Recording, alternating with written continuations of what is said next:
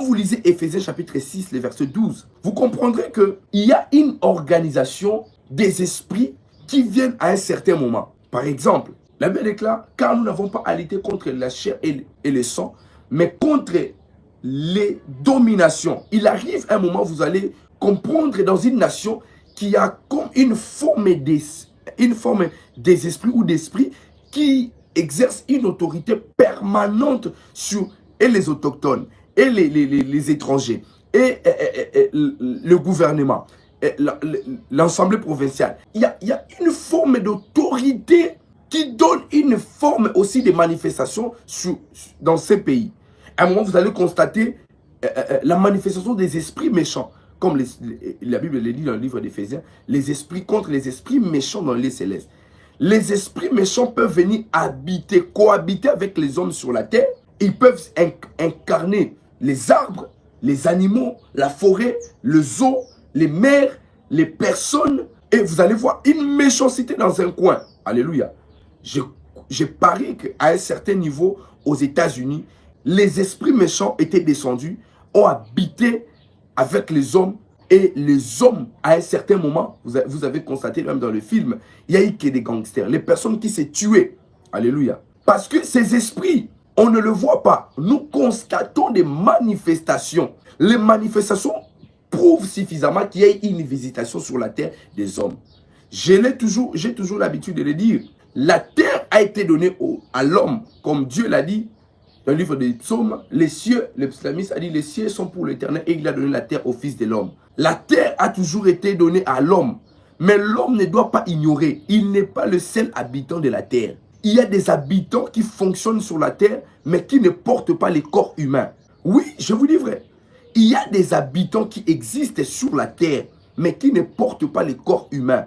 Ni le corps des animaux, ni des corps végétaux, je ne sais pas. Mais ce sont des habitants de la terre. Alléluia. Mais vous pensez que le diable habite où? Dans le livre d'Apocalypse, ça déclare malheur aux habitants de la terre et de la mer. Quelqu'un qui est venu, il est devenu l'un de vos habitants. Vous ne le voyez pas, mais il est avec vous. Alléluia. Un jour, la Bible, un jour, le diable est en train de dire, Dieu pose la question à Satan. D'où viens-tu? Il dit, je viens de parcourir la terre. Mais ce sont des habitants de la terre. Alléluia. Mais il a dit, il vient de parcourir la terre. Par quel chemin il est passé pour parcourir la terre? Qui l'avait vu parcourir la terre? Il a parcouru la terre, il a vu Job. Combien de fois Satan a parcouru la terre et il vous a vu? Oh, j'ai envie de parler de visitation des êtres spirituels. Est-ce que vous pouvez imaginer que l'ange qui est venu voir Manoach, on n'a pas cité son nom? Alléluia. Cet ange est venu 2 fois de suite. Ça veut dire que le monde où les esprits sont aussi proches des hommes.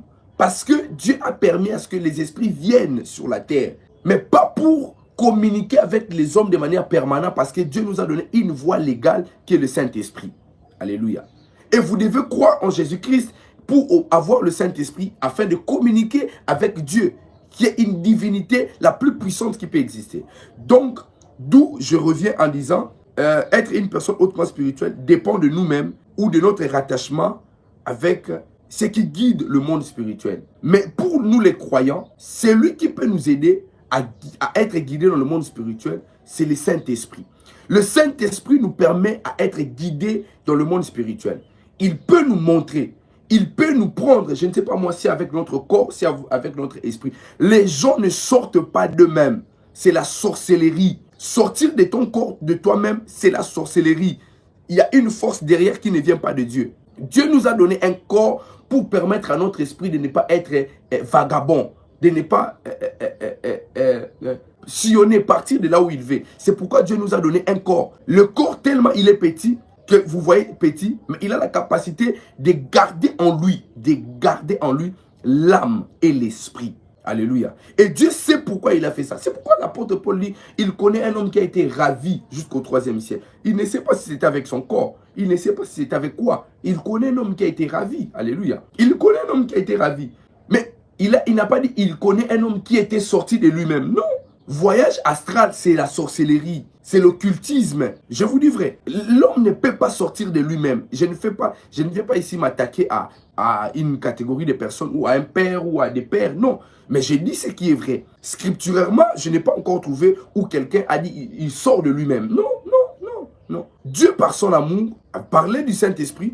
Dieu peut vous prendre, il vous amène dans les horizons. Vous voyez des choses, vous pouvez opérer dans le monde spirituel. N'est-il pas vrai, il y a des personnes, vous avez déjà vu l'image d'un prophète ou d'un homme de Dieu apparaître aux États-Unis alors qu'il habite au Congo-Brazzaville, il est au Gabon, il est à Kinshasa, il est au Cameroun. Vous l'avez vu dans une vision et il vous a dit des choses, il vous a aidé à obtenir votre délivrance. N'est-il pas vrai? C'est vrai, ça arrive. Dieu peut prendre l'esprit de son serviteur par des mécanismes de lui-même ici, par la voix du Saint-Esprit, et il lui ramène là-bas pour opérer dans le monde spirituel et les ramener chez lui. Alléluia, ça c'est fait. Mais sortir de toi-même, non, ça,